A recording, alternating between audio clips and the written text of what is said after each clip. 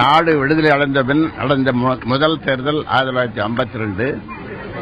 இப்பொழுது தமிழ்நாட்டில் நடக்கின்ற தேர்தல் 15வது சட்டப்பேரவைக்கான தேர்தல். அதிலும் குறிப்பாக இந்த 50 ஆண்டுகால திராவிட ஆட்சிகள் அதில் பல தேர்தல்கள் நடந்திருந்தாலும் இந்த தேர்தல் ஒரு வித்தியாசமான தேர்தலாக இன்றைக்கு தமிழகத்தில் நடந்து கொண்டிருக்கிறது. இன்றைக்கு திராவிட கட்சிகள் இன்றைக்கு 50 ஆண்டு காலம் தமிழ்நாட்டை ஆண்டு இலவசங்களை கொடுத்து, மதுவை கொடுத்து, ஊழலில் திளைத்து நாட்டை சின்னாபின்னம் ஆக்கிவிட்டார்கள். இந்த நிலையில் இன்றைக்கு ஓராண்டு காலத்திற்கு மேலாக அன்புமணி ராமதாஸ் அவர்கள் வளர்ச்சி, முன்னேற்றம், growth and development, இதை ஒரு கொள்கை ஆவணத்தோடு, ஒரு ப்ளூ பிரிண்ட், அதாவது ரோட் மேப் என்று சொல்லுகின்ற அந்த ஆவணத்தோடு இன்றைக்கு தமிழக மக்களை சுற்றி சுழன்று வந்து அவர்களுக்கு முன்னேற்றத்தை பற்றிய நம்முடைய தமிழக வாக்காளர்களுக்கு தொடர்ந்து சொல்லி வந்தார்கள். அந்த வகையில் இன்றைக்கு தமிழகத்தில் இருக்கின்ற இளைஞர்கள், ஒட்டுமொத்த இளைஞர்களும், அதேபோன்று இதுவரை வாக்களிக்காத நடுநிலையாளர்கள், அதாவது அரசியல் ஒரு சாக்கடை, இதற்கு ஏன் நான் வாக்களிக்க வேண்டும் என்று ஒதுங்கி நின்றவர்கள் எல்லாம் இன்றைக்கு முதலாக வாக்களிக்க முன் வந்திருக்கிறார்கள். அதேபோன்று மதுவை ஒழிப்பேன் என்று மற்றவர்கள் சொன்னாலும் மதுவை ஒழிக்கக்கூடிய வல்லமை உண்மையாக ஒழிக்கப் போகிறவர் அன்புமணி ராமதாசான் என்று இன்றைக்கு பெண்கள் எல்லோரும் இன்றைக்கு உறுதியாக நம்புகிறார்கள்.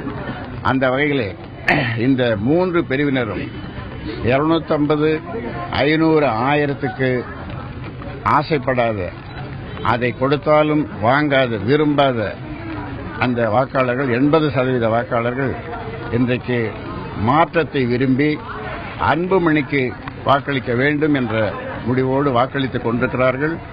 இன்னும் மாலை வரை வாக்களிக்கப் போகின்றார்கள்.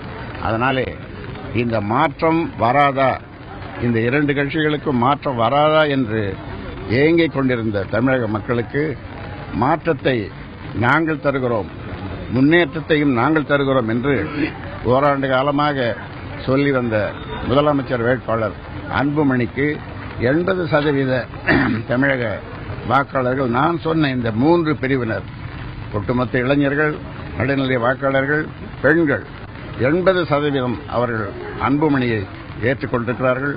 அன்புமணி வர வேண்டும் என்று விரும்புகிறார்கள். அதனாலே அவரால் தான் முன்னேற்றத்தை தர முடியும், ஊழலை ஒழிக்க முடியும், மதுவை ஒழிக்க முடியும் என்று அவர்கள் உறுதியாக நம்புகிறார்கள். அந்த வகையில் இன்றைக்கு அந்த மக்கள் 3 பிரிவினர் 80% மக்கள் இன்றைக்கு வாக்களித்துக் கொண்டிருக்கிறார்கள்.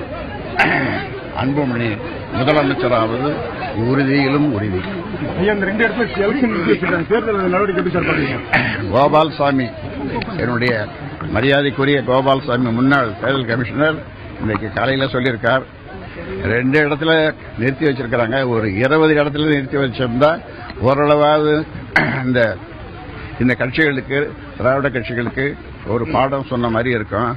கொஞ்சம் பயப்படுவாங்க அந்த வாக்காளர்களுக்கு பணம் கொடுக்கறது அப்படின்னு சொல்லி அதை சொல்லியிருக்கிறாரு. அதனால இது இன்னும் சொல்லப்போனா எல்லா தொகுதியிலேயும் இவர்கள் வாக்காளர்களுக்கு பணம் கொடுத்திருக்கிறார்கள். ஆனால் எல்லா தொகுதியிலையும் நிறுத்தி இருக்கணும், ஒத்தி வச்சிருக்கணும். சார், முதல்வர் வேட்பாளராக இந்த சட்டமன்றத்தை சந்திச்சிருக்கீங்க.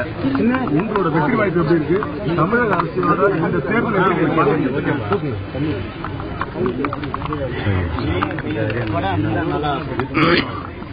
கீழே இருக்கு சார், கீழே இருக்கு.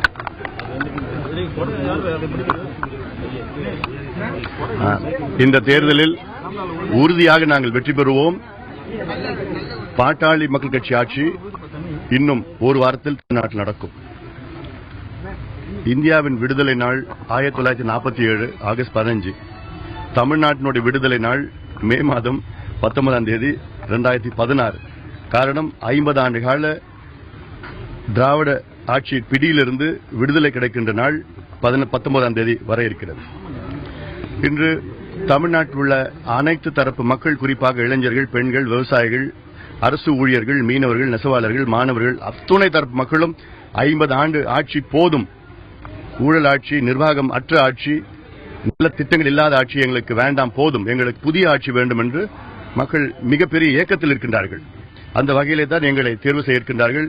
காலையில் வர செய்தியெல்லாம் மிக ஆர்வமாக இளைஞர்கள் அதிக அளவில் வாக்குகள் எங்களுக்காக போட்டுக் கொண்டிருக்கின்ற செய்தி வந்து கொண்டிருக்கிறது. தமிழ்நாடு முழுவதும் வந்து கொண்டிருக்கிறது. ஆக உற்சாகத்துடன் இருக்கின்றார்கள். உறுதியாக நாங்கள் ஆட்சிக்கு வருவோம். தமிழ்நாட்டில் திராவிட கட்சிகள் எல்லாம் அரசியலை வியாபாரமாக செய்கின்றார்கள். நான் அரசியலை சேவையாக செய்கின்றேன். ஆக நிச்சயமாக மக்கள் எனக்கு சேவை செய்ய ஒரு வாய்ப்பு உறுதியாக கொடுப்பார்கள். மக்களுக்கு ஒரு சேவகனாக நான் நிச்சயமாக நான் பணியாற்றுவேன்.